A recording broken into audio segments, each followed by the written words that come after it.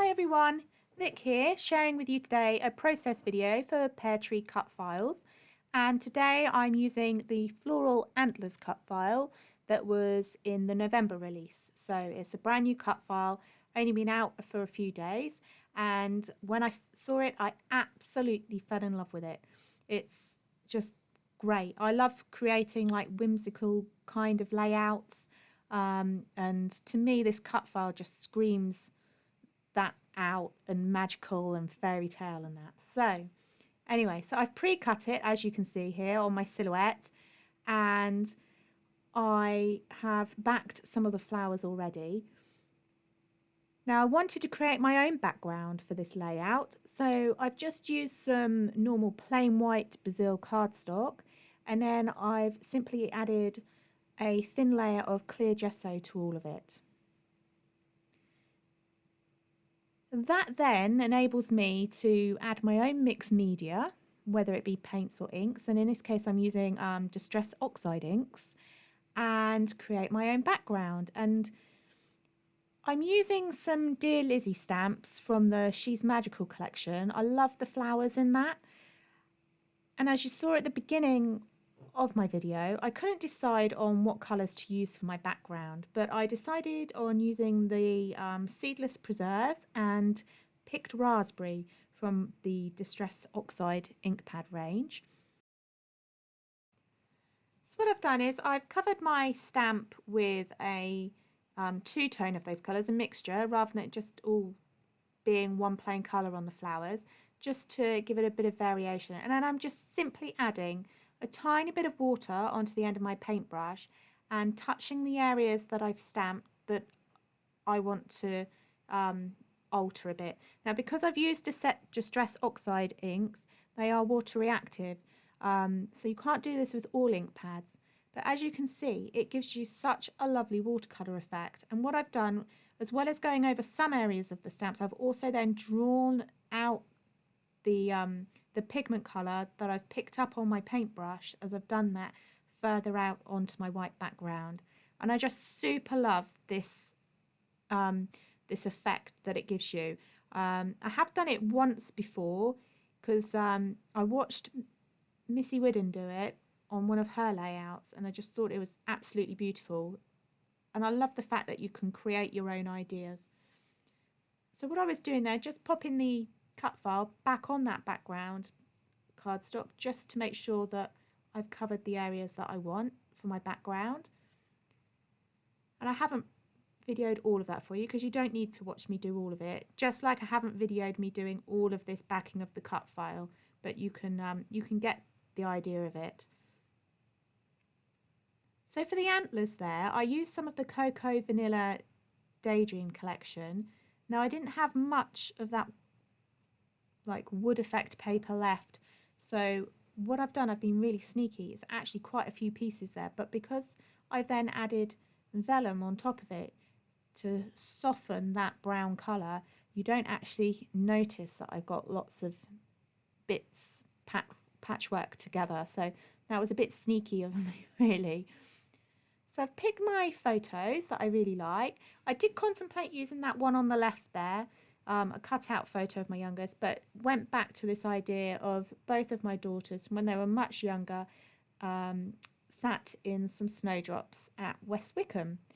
The snowdrop display there is absolutely gorgeous each year, and I can remember going and doing this photo shoot.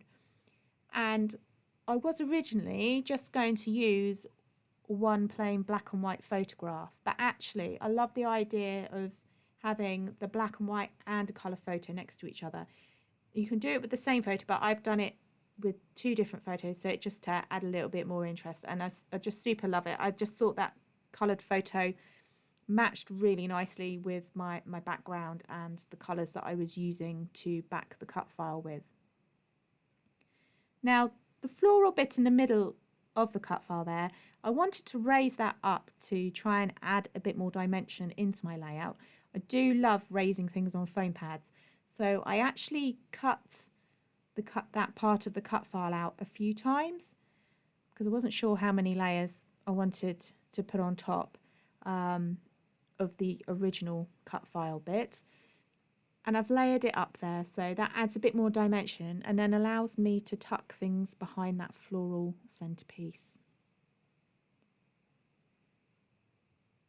So as you can see here, I found some twine stashed away at the back of the cupboard, and it had little bits of gold flecking, and I just felt the cut file needed a little bit more jazzing up for me, and I thought it'd be quite nice to sort of go along that whimsical feel a bit more and wrap it around my antlers, because I was thinking at this time of year deer are always rutting and getting like loads of moss and things stuck on their antlers, so why can't I twiddle some twine around them? Anything goes, right? With scrapbooking, there's no right or wrong, and I super love the effect because I've fussy cut out, as you can see around the edge of the page there, some of the tiny little flowers from the happiness paper, and rather than just sitting them on the antlers, I wanted them to sort of be on something like vines crawling up the antlers. So that's where my brain was going with this one. And I'm just sticking it on the back with some washi tape, because I've got lots of washi tape and it doesn't get used, but it has a multitude of uses, so perfect for that. So I'm happy now with where everything is, the photos, which you can see as well. I've backed those with a bit of vellum as well, just to soften the edges a little bit on those photographs and continue that soft feel that I'd created with the background. So using some glue for that, and then to stick the cut file down, because it's got lots of lumps and bumps behind it now with the twine and everything else that I've stuck on the back of it, I'm just using some double-sided sticky tape. Now, I'm not going to make you watch me unpick it all. It took quite a while. I don't have long nails at the moment to peel the backing off of the tape. They're a bit shod at the moment with all the hand gel use that I've been doing. So I used my tweezers to pull those bits off, and then I've flipped it over and stuck it on my page. Now, my title for my layout is with a Bramble Fox perspective. Magical. I think that's from one of the Christmas ranges that's just come out with them. And that stands out really nicely on the top of that photograph, the black and white photograph. And I'm just tucking in my little flowers now that I'd fussy cut out. Now, as you can see, I really like the effect. It looks like the flowers are growing up the antlers with my twine. So just stuck those down with a bit of Cosmic Shimmer glue. And now it's literally just the finishing touches. So just adding some enamel dots and my journaling to the layout. And as you'll see at the end, I actually trim that page down and then stick it on some more Cocoa Vanilla Studio paper in a grey, just to help frame it. So thank you very much for watching. This does tie in with the November challenge over on Peartree Cutfiles. So I have used stamping and enamel dots on my layout, which was one of the challenges. There's a few other pairs of things that you can use on your layout. So please do head over to the Peartree Cutfile Facebook page and have a look and give it a go and pop your layout in the relevant album. We'd love to see your layouts and tag us in it. So thank you for watching.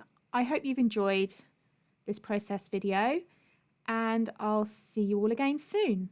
Bye.